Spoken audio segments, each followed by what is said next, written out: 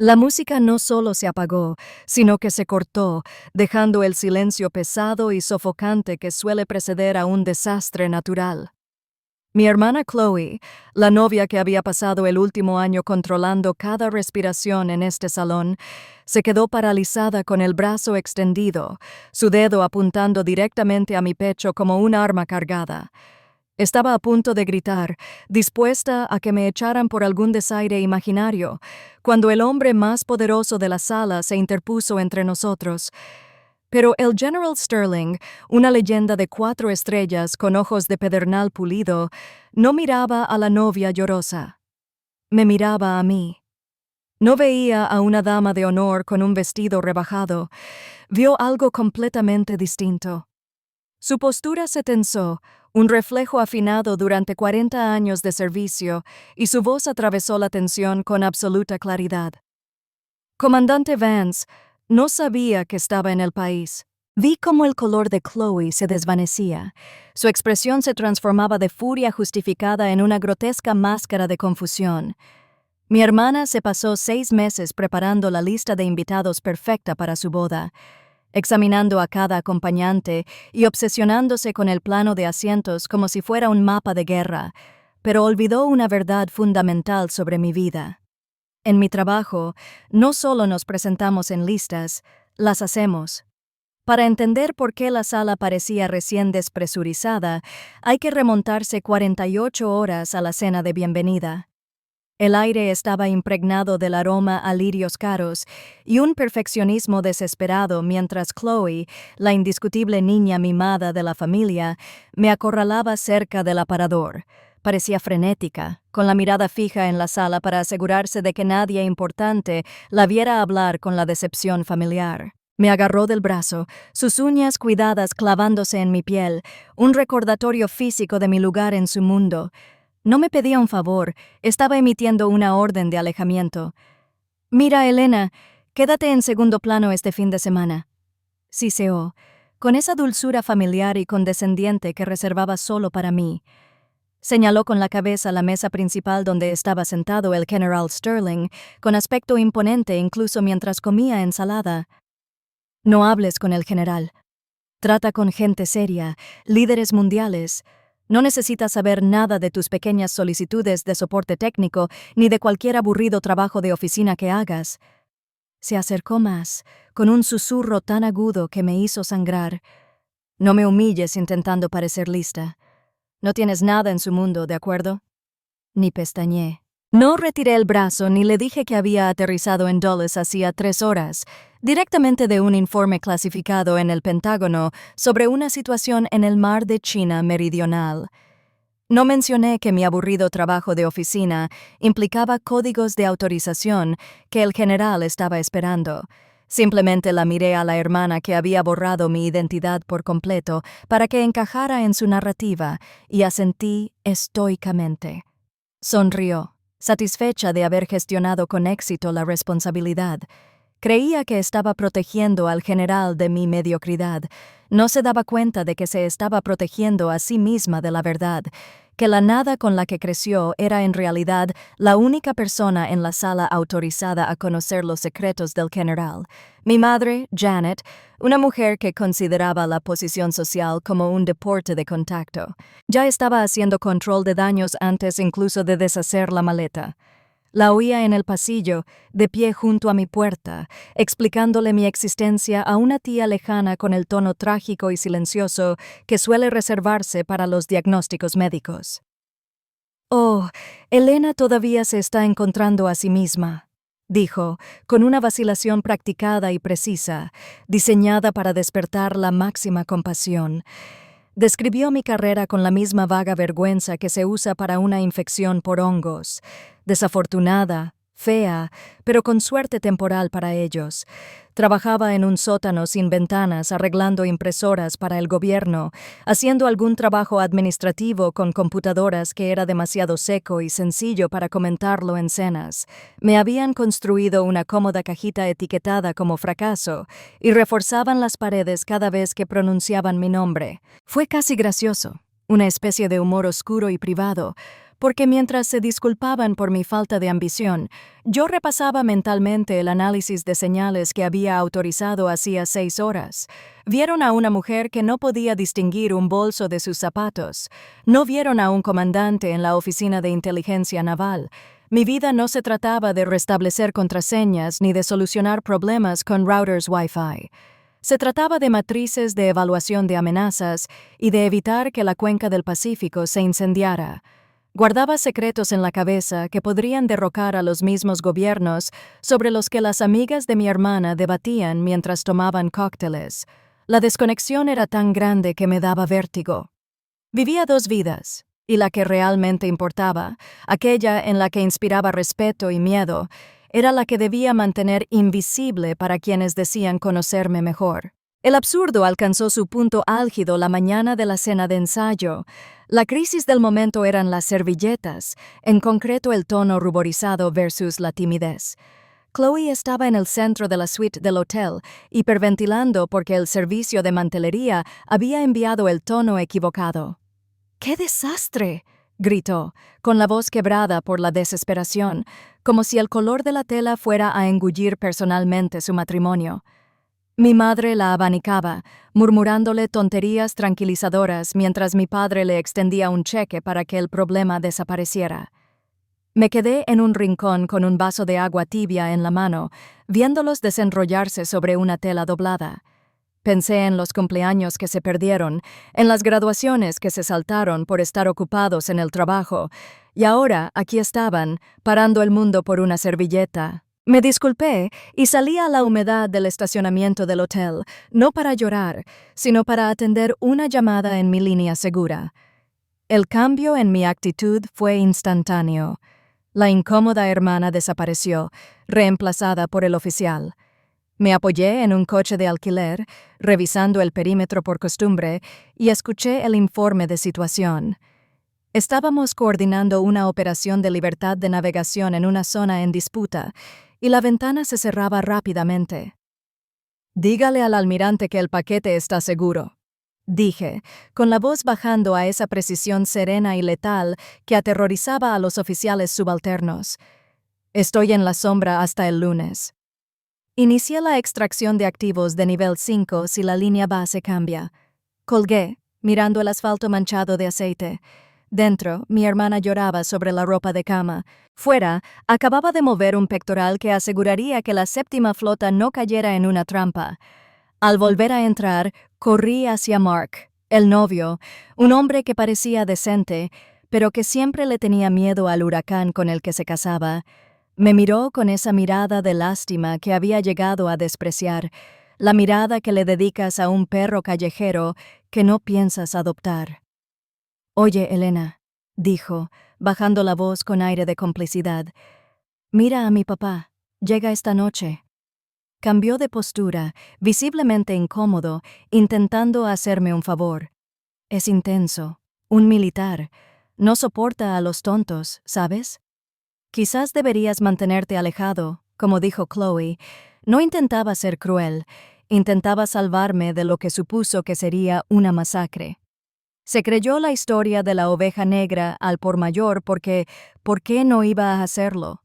Chloe le había estado escribiendo mi biografía desde su primera cita. «No quiero que te sientas mal si te trata mal», añadió Mark con una leve sonrisa de disculpa. «Respeta el éxito y, bueno, ocupa un puesto bastante alto». Me dieron ganas de reír. Quería decirle que su padre no solo respetaba el éxito, sino también la competencia, y que hablábamos el mismo idioma. Quería decirle que el nivel de autorización de su padre y el mío eran probablemente las únicas cosas que coincidían en este código postal. Pero asentí, tragándome la verdad como un trago amargo. «Gracias por avisarme, Mark», dije. «No me meteré en su camino». Al alejarme de él, sentí ese dolor familiar en el pecho, la acumulación de 1000 pequeñas desestimaciones. No fue solo esta boda. Fue la vez que me preguntaron si podía permitirme volar a casa por Navidad. Sin saberlo, estaba recibiendo una pensión del gobierno que eclipsaba la de mi padre. Fueron los años en que me decían que fuera más como Chloe, que me preocupara más por las apariencias y menos por cualquier cosa rara que hiciera. Medían mi valor en me gusta de Instagram y membresías en clubes de campo.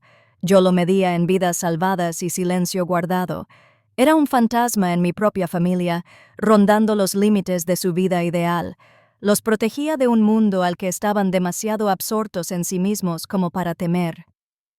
Ajusté la correa de mi bolso, sintiendo el peso del teléfono cifrado contra mi cadera. Era mi ancla, un recordatorio de quién era realmente cuando el gaslighting se volvía demasiado fuerte. Había pasado una década gestionando crisis geopolíticas sin sudar la gota gorda. Lidiar con una noviacilla debería haber sido fácil. Pero en mi familia, la jerarquía era absoluta y yo estaba en el nivel más bajo hasta que llegó el general y se reorganizó la cadena de mando. La hora del cóctel fue un ejemplo de informalidad forzada. Todos contuvieron la respiración en cuanto el general Sterling cruzó la puerta. El aire en la habitación pareció endurecerse, poniéndose firme al igual que los ayudantes rígidos que lo flanqueaban. Chloe estuvo inmediatamente a su lado, transformándose en una versión de sí misma que apenas reconocí, recatada, atenta, la imagen perfecta de una hermosa nuera. Se rió demasiado fuerte ante sus amables palabras, recorriendo la sala con la mirada para asegurarse de que todos fueran testigos de su proximidad al poder. Fue una actuación frágil, la misma que solía montar para que nuestros padres la ocultaran, fracasos tras un deslumbrante encanto, y al igual que nuestros padres, el general parecía creérselo. Entonces, la dinámica se quebró. Un joven capitán se acercó y le susurró algo al oído, y vi cómo la máscara del estadista se deslizaba, revelando al depredador que se escondía bajo la máscara. Entre el murmullo de la conversación educada, capté un fragmento de su pregunta, grave y aguda. ¿Confirmaron la telemetría de la Fuerza de Tarea 77? Me dio un vuelco el estómago, no por miedo, sino por familiaridad. Había escrito la evaluación de amenazas para esa misma fuerza de tarea hacía 3 días. Sabía exactamente lo que estaba sucediendo en el Pacífico y sabía que el general había desaparecido. Una pieza crucial del rompecabezas que ahora mismo se encontraba en mi bandeja de salida cifrada.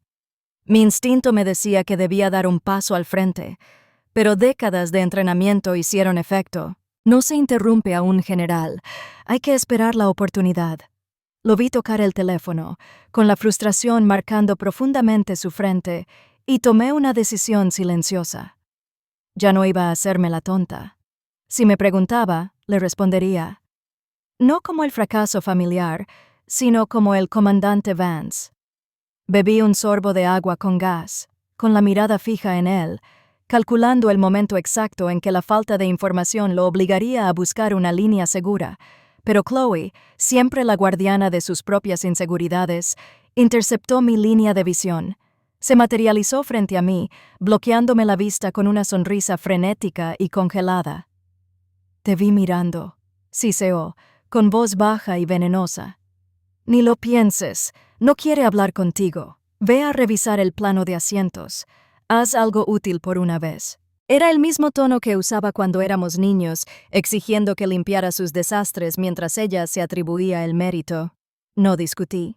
Simplemente asentí, retrocediendo un paso con una pequeña sonrisa cómplice que claramente la inquietó.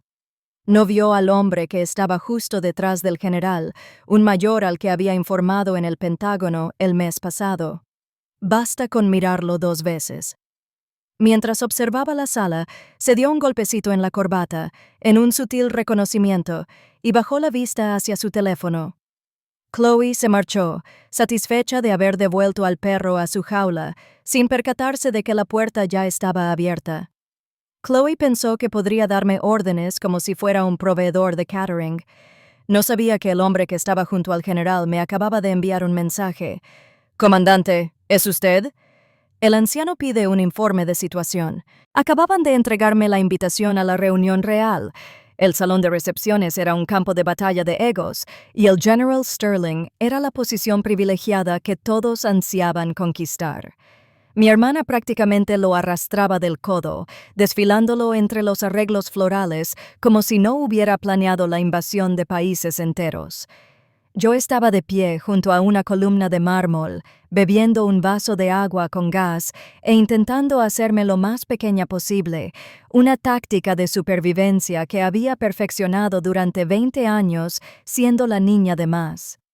No me estaba escondiendo exactamente, solo mantenía el perímetro, observando cómo se desarrollaban las dinámicas sociales con el mismo análisis imparcial que usaba para la vigilancia satelital.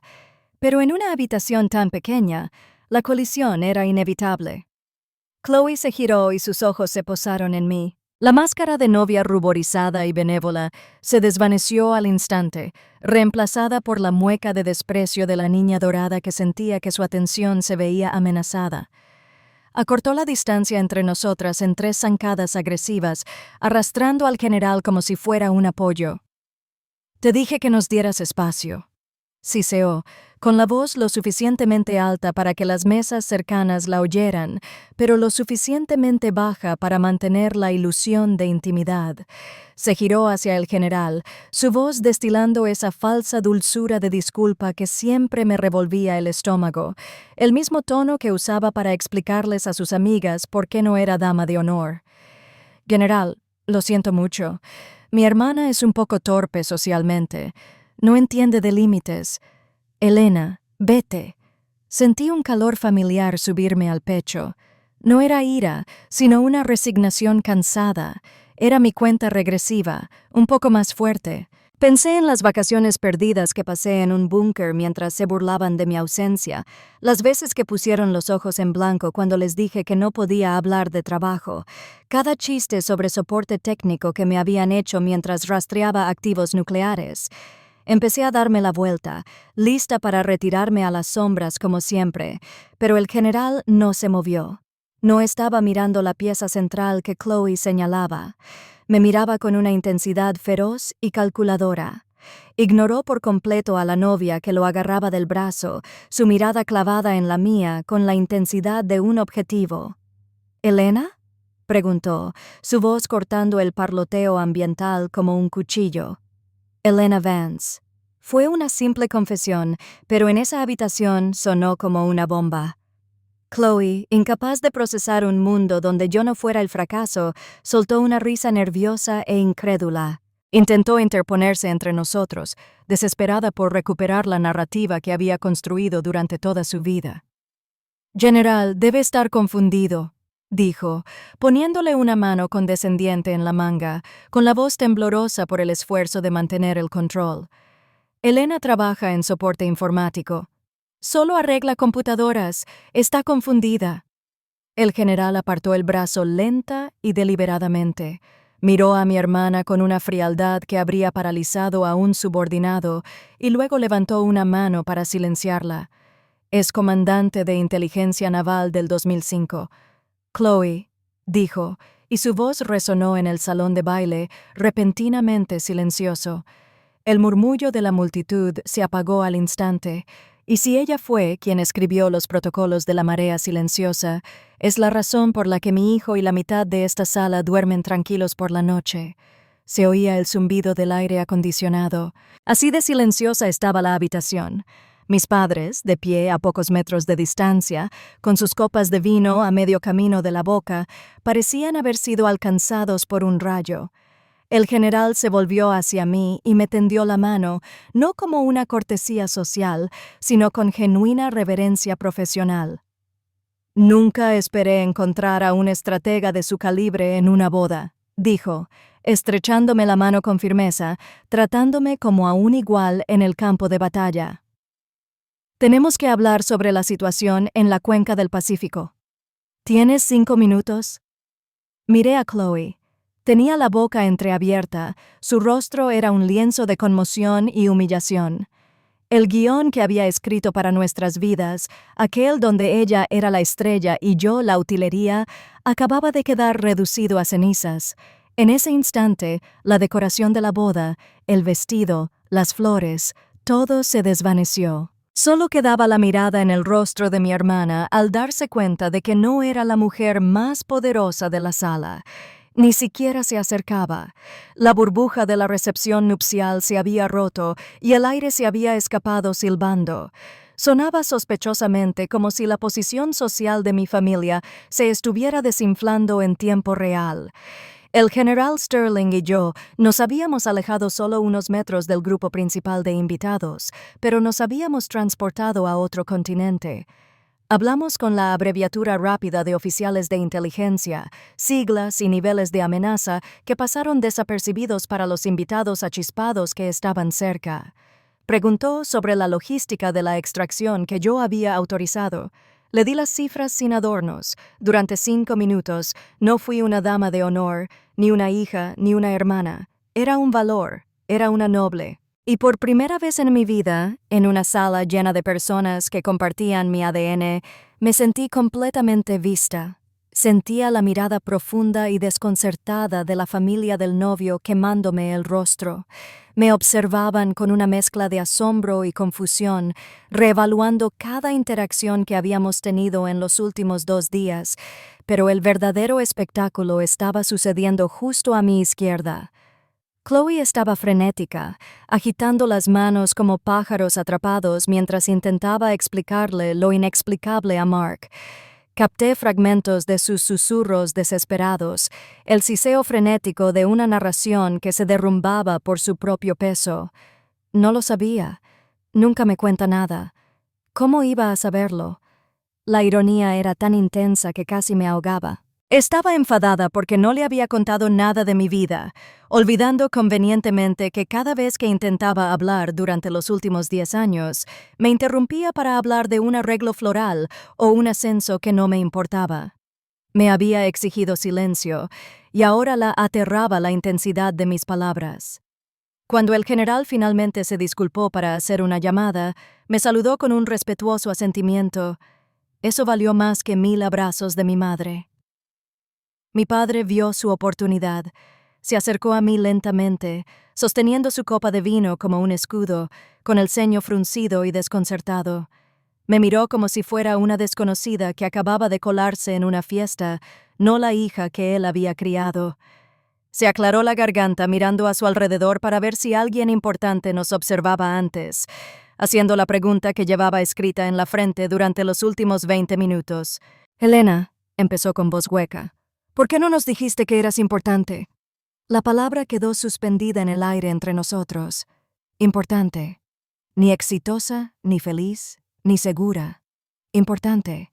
Esa era la única métrica que le había importado. Lo miré y no sentí absolutamente nada. Ni rabia, ni ganas de gritar, solo una fatiga fría y distante. Recordé la vez que intenté explicarle mi aceptación en el programa de oficiales y me preguntó si el uniforme me haría parecer cuadrada. Pensé en los premios que tenía en mi estantería en Washington, D.C., y que él nunca me había pedido ver. «Lo intenté, papá», dije con voz firme y tranquila. «Lo intenté durante años. Estabas demasiado ocupado escuchando a Chloe como para oírme». No esperé su réplica. No la necesitaba. Me alejé, dejándolo allí de pie con su vino tibio y dándose cuenta de que se había equivocado de caballo. Mientras me dirigía a la salida, me crucé con el general por última vez. Estaba con su hijo, Mark, y su expresión había pasado de la calidez profesional a una mirada fría y severa. No me miraba a mí. Miraba a Chloe, que estaba reprendiendo a un camarero. Disminuí el paso lo justo para oír el murmullo sordo del general. Una advertencia de padre a hijo. «Mark, tu esposa subestima a la gente. Observa a una persona y decide su valor basándose en un traje o un título. En nuestro mundo, eso es una desventaja. Tienes que tener cuidado». Fue una sentencia de muerte para las ambiciones sociales de Chloe con sus nuevos suegros. Quería ser la reina de la casa, pero el general la acababa de etiquetar como un riesgo para la seguridad. No me quedé a ver el pastel, no me despedí de mi madre, que estaba escondida en el baño. Salí del local, me senté en el parachoques del valet parking y me desabroché los ridículos tacones que me habían obligado a usar. Saqué mis botas militares del bolso. El cuero desgastado y cómodo me hizo sentir como si hubiera recuperado la cordura. Una camioneta negra del gobierno estaba parada junto a la acera, con el conductor esperándome. Me deslicé en el asiento trasero. La pesada puerta se cerró de golpe, aislando la música, las risas y las mentiras. Sin duda, dije. Me cuesta empezar a las 6. 3 meses después, la boda era un recuerdo lejano, reemplazado por el zumbido del esquife. Estaba de vuelta en mi escritorio revisando imágenes satelitales cuando un mensajero me dejó un sobre grueso color crema. Era del General Sterling. Dentro había una carta personal agradeciéndome la información de esa noche. Información que, sin que mi familia lo supiera, había ayudado a poner a un grupo de portaaviones a salvo. Pero el verdadero premio estaba abajo, una recomendación formal para la guerra. La universidad, un boleto dorado que aceleraría mi carrera hasta el Almirante T. Mi teléfono vibró contra el escritorio. Bajé la vista. Era un mensaje de Chloe. «Oye, mamá dijo que te ascendieron o algo así. ¡Qué locura! Deberíamos comer juntos. Quiero saberlo todo». Besos y abrazos. Miré la pantalla. Vi la desesperación disfrazada de cariño fraternal. Vi a una mujer que comprendió que necesitaba acceder a la influencia que yo ahora tenía. Por un segundo pensé en responder. Pensé en mandarla al infierno, pero luego me di cuenta de que no merecía mi ira, como tampoco merecía mis secretos. Presioné el botón de archivar. El mensaje desapareció. Recogí la carta del general, la guardé en mi carpeta y volví a los monitores. Tenía trabajo que hacer. Mi familia quería que fuera invisible, así que me convertí en un fantasma, uno que mueve naciones desde las sombras. No querían nada, pero consiguieron un comandante, y, francamente, prefiero el saludo al aplauso. Si alguna vez fuiste la oveja negra que en secreto era el lobo, cuéntame tu historia en los comentarios. Sabemos quién manda en la manada.